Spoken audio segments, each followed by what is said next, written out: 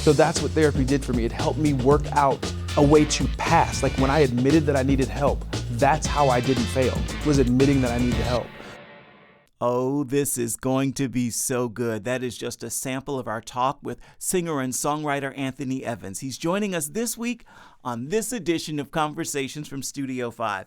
And I'm your host, Ephraim Graham. Thank you so much for making this your destination for uplifting interviews as we take a deep dive into the world of popular culture and entertainment with an extreme focus on faith. Well, Anthony has a single that's called Even If. It's a part of his bigger music project called Revive. Well, we're sitting down with him this week to talk about the new album, his personal life, as well as his journey to mental health and making sure that others take the journey as well. So you are at the end of the tour now with Kirk Franklin. What's this journey been like? It's been amazing. It's been amazing for many different reasons, but one of the main ones is Kirk was the first person that ever hired me to be a professional singer. Really? Back when I was 21 years old. I toured with him for 4 years. So the tour is called the Reunion Tour because of the headliners, because of the Clark sisters and Kirk, but for me it's a reunion tour. It's a personal reunion tour with the man who believed in me first. And kind of, actually there have been moments from the very beginning of my career where he was giving me leads kind of into what he saw me doing. He would tell me when I was 21 years old, like, the Lord's put a very specific sound with you and he has, I believe that you can be doing, so now I'm doing what he was whispering in my ear when I was 21. So Wow. So to come back and be a part of that, it's a great time, and for good cause. And some big names Yes. on this tour in the gospel world. Mm-hmm. What's it like to be on stage with them night after Yeah, night? it's like for anybody who grew up listening to any kind of gospel music, to hear these Clark sisters sing these songs, it's like, I get to hear this 33 nights in a row. And it doesn't get old because Nice. it's just legendary music happening. And I'm on the tour in a different capacity. I'm not necessarily doing the singing side of me. People don't really know that I'm on tour for one of the philanthropic sponsors of the tour, which I love, making the ministry more than songs. So it's just amazing to be able to take it in every night and learn new things. Even now, I still just am like, you get to be here. It's a very much of a get to scenario, and so I love it. I love it very much. Talk about the work that you are on tour with. You are doing this to essentially feed the hungry, correct? Yeah, food for the hungry. I'm a hungry. global spokesperson for Food for the Hungry. They are out on our tours when I'm out with my dad or my sister or on my own. And for this tour, they just called and said, we know that your thing is not normally just going out and speaking. That's more your dad, your sisters, your brother. But would you speak on behalf of our organization? And I normally would be like, no. I want to sing. My safety net is singing these songs and talking a little bit.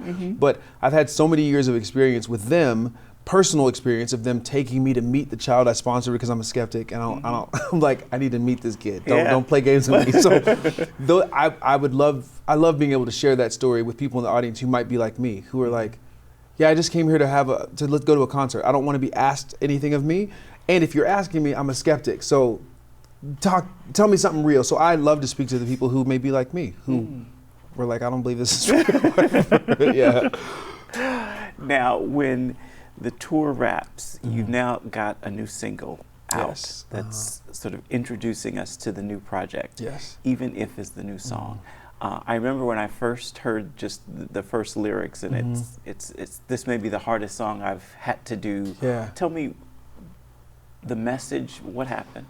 The message, actually, when you mentioned the first line of the song, which is, I'm being honest, this is the hardest song my heart will have to sing.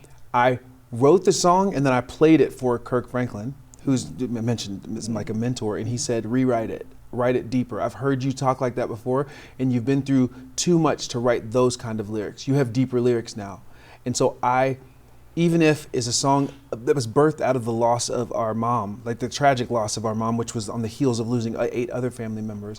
And there came a point in my life and my career where I had to make a decision. Do you really, at this point, with the new level of things that are going wrong in life, do you believe what you are singing?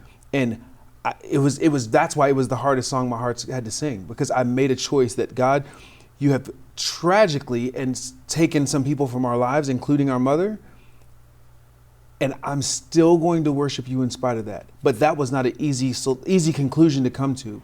So that's the song is about not just loss, but a lot of us have our grief scenarios. I was just talking to a friend of mine who got a message from her husband that he's like, I'm out of here after 23 years. And that's her even if. She's like, God, even if this is not restored the way I see it, will I still worship you? So that's the new song. All of us have an even if scenario, and I wanted to kind of approach this album and new singles as honestly as I can, which I think resonates more than anecdotal stuff, you know. My wife and I are actually coaching a woman through the very same thing, a husband who they were our examples. Oh, wow. You know? It's like, what is happening? It's like, what on earth, how? And she goes, he just says he's not here anymore. Right. So my heart sinks. But one of the things you say in the song, that's true for me, and I think for so many people, I'll sing this until I believe it. Yes. I actually don't believe what I'm saying. 100%. And I'm the emotional mess of the family. Like there's always one preacher's kid where you're like, are they gonna make it? That's me. All growing up, yeah. It's like everybody's really solid except Anthony's a little off. Yeah, that's me. So my dad has really coached me through a lot of dealing with emotions. Like emotions are indicators, they're beautiful, they're a gift, but if they lead, then you're going to be derailed constantly. So a lot of times he says, walk in the direction of the truth and your feelings will follow your feet. Like, keep singing until you believe. That's the bottom line. So there are moments where, you know, for us specifically in that loss, where we were like, I'm going to believe that God is good. And it's kind of like, I don't right now, but I'm going to just do what I can and let him do what I can't. And the new project is called Revive. Yes. Why that? The album's called Revive because I've taken steps in my life via therapy, which I had to go. I mean, after all this stuff, I was like, I'm about to lose it. Like it's too much. It was, and we all have those points in life where it's just too much, you know? And I had to make a decision. Am I gonna allow this too much to take me down, or am I gonna do what I can? And there were moments where all I had was, it took everything in me to sit down with my therapist and talk through this stuff. I mean, I was just like, I don't want to talk anymore. But I would have those moments, and then God would like magnify those moments. He would take my effort and multiply it. There was growing up, my dad, I think about this when I think about doing what I can. I played Little League Baseball, and there was a moment where my dad came and wrapped his arms around me with the bat, like, and helped me swing. And all of a sudden I went from like, I can't hit a ball to being Babe Ruth. You know what I mean? It wasn't, and if I would have dropped the bat and walked off, the impact wouldn't have been made. I had to do what I could, and then my dad came around me and made it into a home run. And I feel like Revive is an album about me doing what I can, and God wrapping his arms around me and making my effort home runs. He will do that not only with me, but everybody listening. Would this be the first album without your mom present? Yes, which it just feels crazy. It feels crazy because the weight and the intention behind what I'm doing has drastically changed, because she was the one that said, you have a very special voice and a gifting that you should be using back when I was 12. So the intent behind it all is very different. So mom was the first to hear the voice in you? Yes. And the first to call out that you're different. Like, you're not supposed to be singing the way you hear everybody else singing. She would be very much like, nope, this is the lane you're supposed to be in, even though all you're hearing is other things. So she taught me how to be true to myself, musically, and, you know, as a human being, but musically especially. So nice. Yeah. Wow, what a gift for her to be able to call and see. Yeah, you know how moms be seeing stuff. Yeah. Nice. How did you feel working on the project without her? I felt, again, more intentional. Everything feels like, don't just write it, like live it and then write. Like, it was just another level. My mom, I think with her being gone, there's another dynamic when it comes to being on the road with my family. The music is obviously a part of that, but one of the last things she said to me was, I want all of y'all together. She wasn't saying like, this is my but she was just talking, and that sunk into me deep. So now when I make the music, I think about the opportunities that we'll have as a family to be out doing things together. And this is one of the tools we use when we're out, but it just hits different. You know, it really does hit deeper. We are, as believers, many of us, in love with the Evans family. You guys are examples for us. What do you think Mom and Dad did that made you guys who you are? I mean, from Priscilla to Crystal to your brother. Yeah. I mean, you, of course, but because whenever I tell them, I'm going to talk to Anthony Evans, they're like, oh, that family. It wasn't just for you. Sure, oh, it was that family. Yeah, my parents were faithful. That's it. And I don't mean faithful with the big opportunities, or faithful with the Promise Keepers when we were little, and faithful with the books. I mean faithful with sitting around the table when we were all kids and being all over the place and crawling underneath the table and laughing, and my dad's trying to have a devotion with us and we're just being loud. He was faithful with that. And that created something in us where the idea of family wasn't anymore just an idea. It was like our reality was that. Like, family is wildly important. So what you see on a stage or me singing, that's just a byproduct of us sitting around the table and our parents being faithful and my mom being like, oh my gosh, these kids. And you know what I mean? At certain points, it's just too much. But that's what you're seeing a byproduct of when it comes to the way we do ministry and the way that we love each other well. And it hasn't always been easy, but they just super faithful and reminding us that family is the most important thing ever. Ministries can come and go, but family is the most important, so now we get to do both together.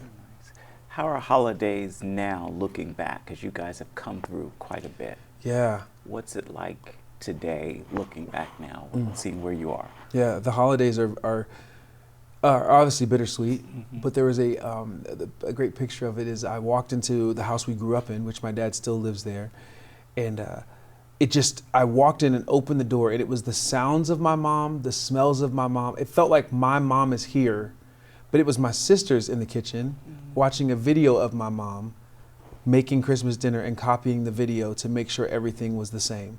The last Christmas dinner my mom made, my sisters recorded it.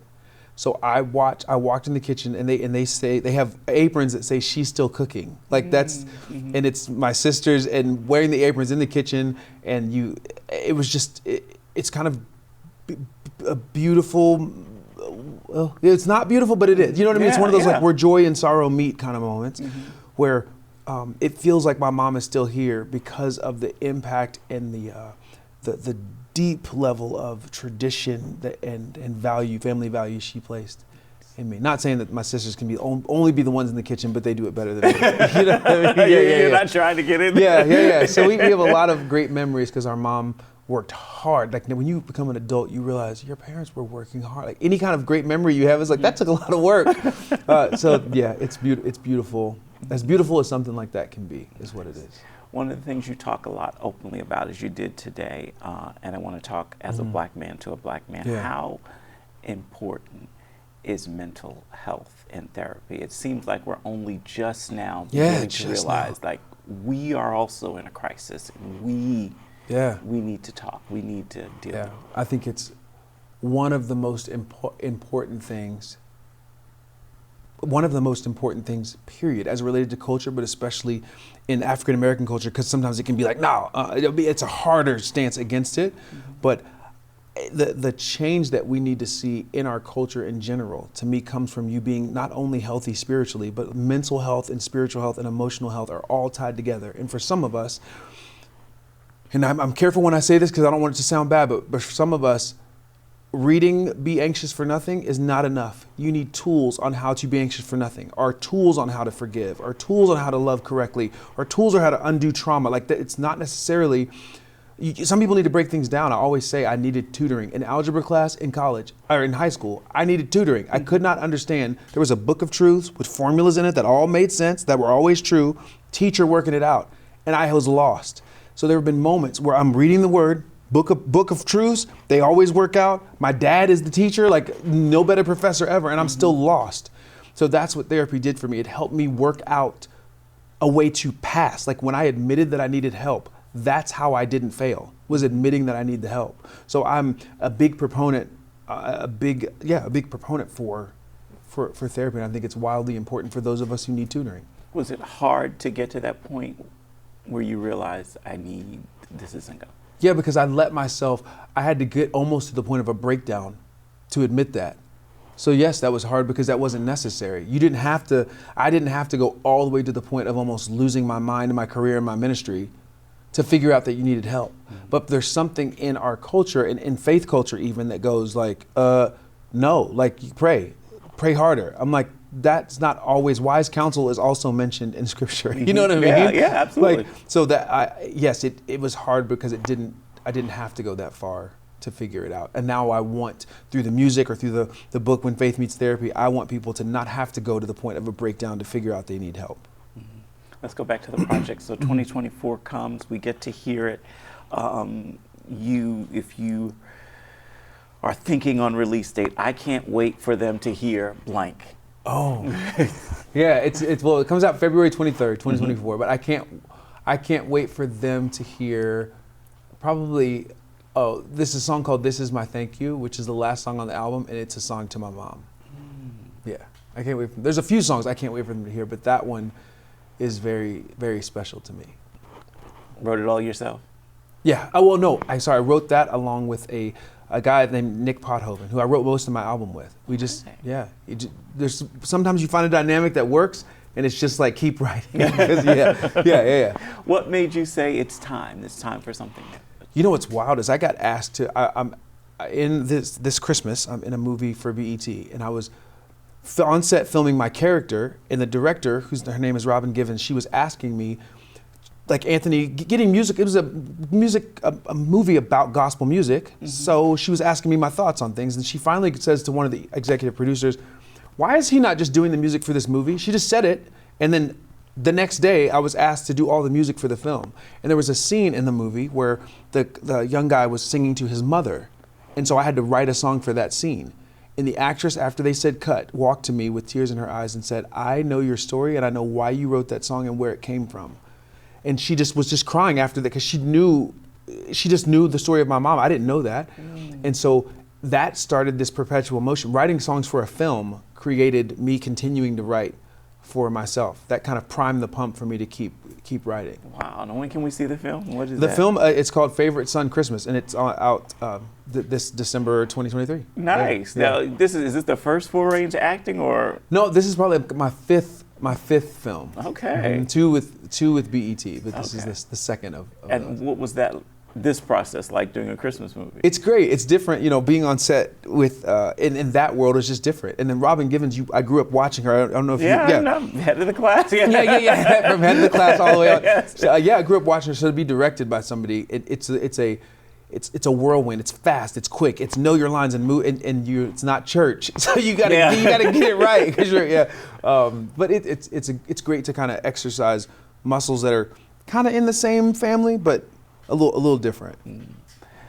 Not only are you someone who's in front of the camera singing, but you do a lot behind the scenes as well, even production of events that we were watching, not realizing that you producing them. I want to call out some names that people will be familiar with that you've had work connections with. Okay. And I want you to give me your first reaction, whether you remember the project or whatever. Okay. First one, DJ Khaled. Wildly kind and like a friend from high school energy. Yes.